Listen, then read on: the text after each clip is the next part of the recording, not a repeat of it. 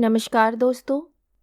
कहानी शुरू करने से पहले मैं आपको ये बताना चाहती हूँ कि अगर आप मोरल एंड मोटिवेशन कहानी सुनना पसंद करते हैं तो आप मेरे दूसरे चैनल एम्पावर द लाइफ पर आ सकते हैं। आपका वहाँ स्वागत है। द गोल्डन स्टोरीज में आपका स्वागत है। आइए सुनते हैं सुभद्रा कुमारी चौहान की लिखी कहानी कैलाशी नानी। पता नहीं मेरी कैलाशी नानी अब इस संसार में है भी कि नहीं, परंतु उनकी स्मृति इतनी ताजा है कि आज भी कैलाशी नानी वही अपनी मैली सी घुटने के ऊपर तक की धोती और फटी हुई मिर्जई पहने, बगल में रोटी और नमक की पोटली संभाले और हाथों में गायों के हाँकने का डंडा लिए न जाने कितनी बार आंखों के सामने घूमती हुई दिख जाती है। वे गंवार अनपढ़ स्त्री जिसे अक्षर का भी ज्ञान ना था, सहज ही भुला देने योग्य ना थी। मेरी नानी ना होकर भी वह मेरी नानी थी। मेरे मामा के गांव में मामा के घर से हटकर उनका छोटा सा झोपड़ा था, लिपा पुता साफ। उस झोपड़े में ना तो कोई दरवाजा था जो कभी बंद हो सके और ना ही दूसरा कोई सामान। बर्तनों के नाम पर कुछ मिट्टी के ठीकरे थे और बिस्तर की जगह थोड़ा पुआल पड़ा था। यह मेरी कैलाशी नानी की गृहस्थी थी। पड़ोसी ही उनके परिवार वाले थे और गांव के बच्चे उनके परमेश्वर। हाँ, तो मेरी कैलाशी नानी उस गांव के रहने वालों के जानवर चराने ले जाया करती थी। उस गांव में करीब 40 घर थे और प्रत्येक घर से एक सेर अनाज चराई में मिल जाया करता था। कैलाशी नानी की जीविका यही थी। इसी में कैलाशी नानी का दान पुण्य हो जाया करता था और इसी अनाज को बदलकर उन्हें रोज के व्यवहार के लिए नमक मिर्च मसाला भी लेना पड़ता था। पैसे तो गांव वालों को वैसे ही बड़ी कठिनाई से देखने को मिलते हैं। कैलाशी नानी की तरह गरीबनी को पैसों का दर्शन दुर्लभ होना ही चाहिए। इस प्रकार जीवन बिताकर भी कैलाशी नानी दुखी ना थी। वे सदा प्रसन्न और हंसती रहती, दूसरों की सेवा के लिए तत्पर रहती। आधी रात को भी बुला लो तो वे तुम्हारा काम कर देंगी और तुमसे किसी प्रकार की आशा ना रखेंगी। जाड़े के दिन शुरू थे। एक दिन मामा के गांव से एक आदमी संदेशा लेकर आया कि मामा ने माँ और बच्चों को बुलवाया है। जब तक माँ ने मामा के घर चलने को तैयारी ना कर डाली, तब तक हम भाई बहनों ने उन्हें तंग कर डाला। सबसे बड़ा भाई मैट्रिक में था, इसलिए उसे छोड़कर हम सभी भाई बहनों को लेकर आखिर एक दिन माँ मामा के घर आ गई। माँ के साथ आने वाले भाई बहनों में मैं सबसे बड़ी थी। मेरी उम्र 10-11 वर्ष थी। हम भाई बहनों को मामा के घर में और तो कुछ अच्छा न लगता, पर मामा के घर से 100 फुट दूर एक नदी बहती थी। उसमें नहाने और कैलाशी नानी के साथ ढोर चराने के लिए जाने में बड़ा आनंद आता था। कैलाशी नानी जिस जगह ढोरों को ले जाती, वहाँ दूर तक जहाँ तक दृष्टि जाती सब हरा ही हरा दिखाई पड़ता। दूर दूर तक आम, पीपल और ढाक के वृक्ष थे। इनकी घनी छाया में दोपहर को आराम करते। गांव के छोटे बच्चों का एक झुंड नानी के नेतृत्व में ढोर चराने निकल जाता। वहाँ केवल ढोर ही ना चराए जाते थे, वहाँ कहानियाँ भी कही जाती, पहेलियाँ पूछी जाती और कभी कभी रामलीला का खेल भी खेलते। हम भाई बहनों को इस ग्रामीण जीवन में बहुत सुख मिलता। एक भाई बहुत छोटा था, वह तो माँ के साथ ही रहता। हम 3 भाई बहन प्राय रोज कैलाशी नानी के साथ जंगल में भाग जाते। मुझे याद है, हम लोग घर के अच्छे से अच्छे भोजन को यह कहकर छोड़ देते कि अच्छा नहीं बना, और सच ही वे अच्छा ना लगता था। कैलाशी नानी की जंगल में सूखी रोटियां नमक या कभी चटनी के साथ खाने में जितना स्वाद आता था, उतना स्वाद कभी किसी भोजन में नहीं आया।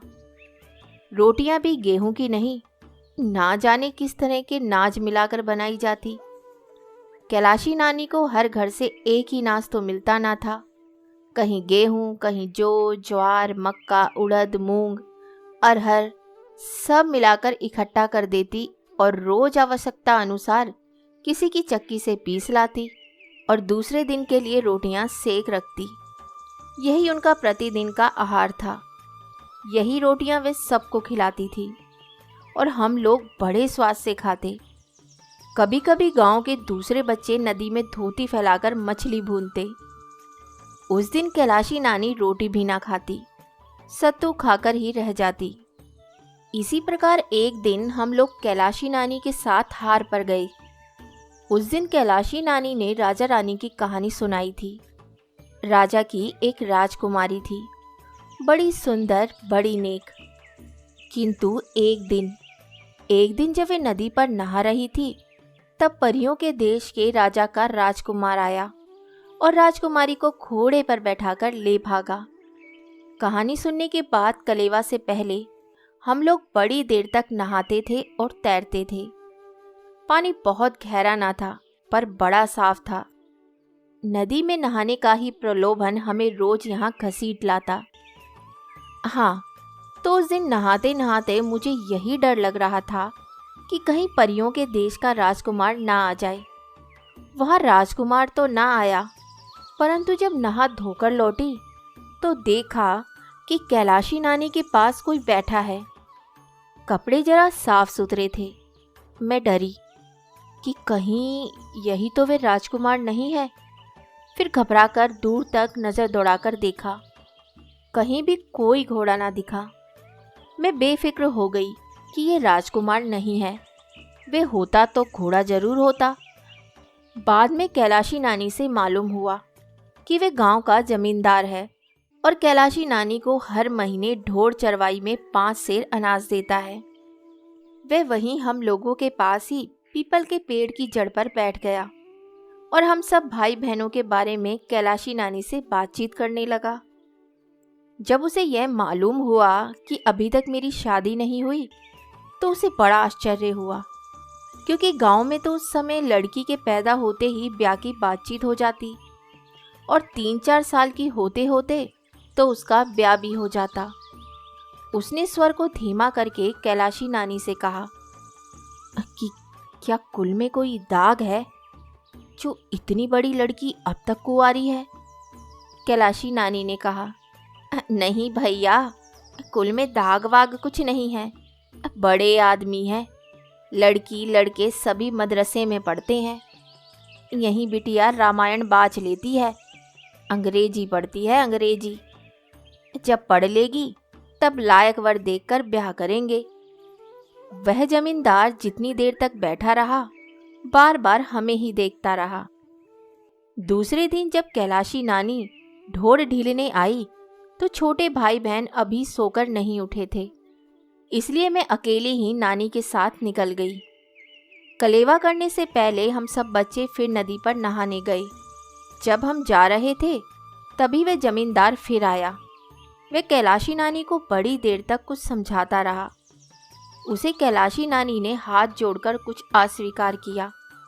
जमींदार ने कुछ ना सुनकर नानी के पल्लू में जबरदस्ती कुछ बांध दिया। हम लोग भी रोटी खाने आए, पर आज कैलाशी नानी रोज की तरह खुश ना थी। उनके चेहरे पर एक तरह की उदासी थी जो छिपाए ना छिपती थी।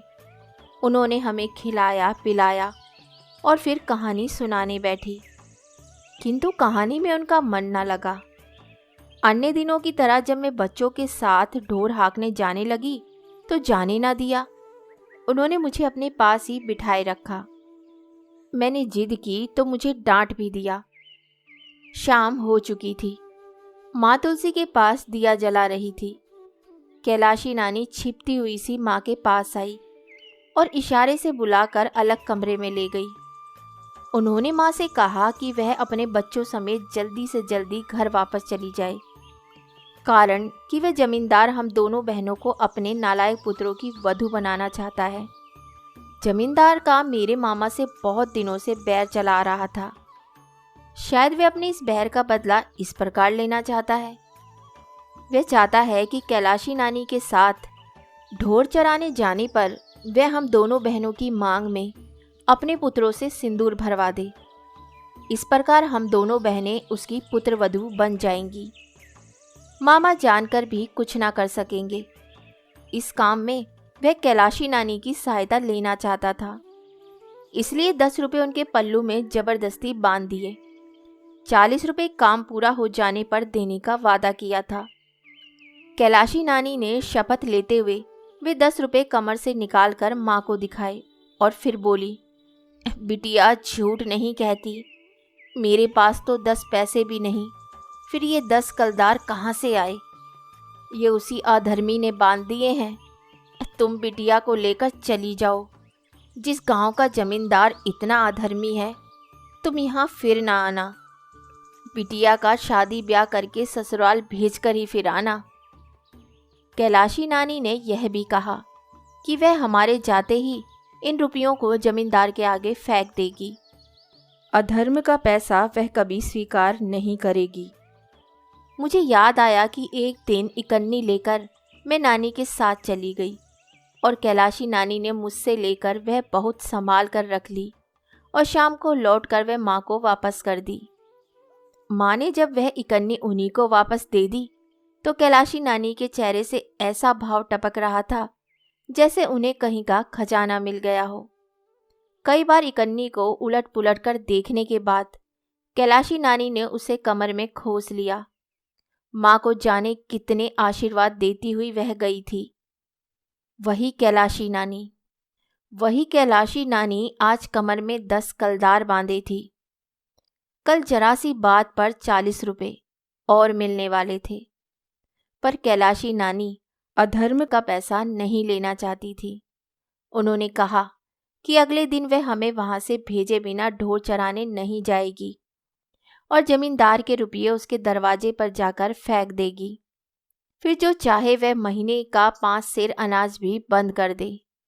कैलाशी नानी डरती नहीं, वह कहीं भी जाकर ढोर चराकर पेट पाल लेगी। माँ उसकी बात पर विश्वास नहीं कर पा रही थी। कोई कैसे उनकी पुत्रियों की मांग में सिंदूर भरकर घर में रख लेगा? मेरे पिताजी प्रसिद्ध वकील हैं, वे जमींदार को जेल खाने की हवा खिला सकते थे। फिर भी माँ कैलाशी नानी के आग्रह को ना टाल सकी। दूसरे दिन वे हमें लेकर घर चली आई। तब से आज तक कैलाशी नानी का हमें कोई समाचार नहीं मिला था। मेरी प्यारी कैलाशी नानी। कहानी सुनने के लिए धन्यवाद। तो इसी के साथ मैं आपसे विदा लेती हूँ और कल फिर मिलती हूँ एक नई कहानी के साथ। तब तक के लिए अलविदा।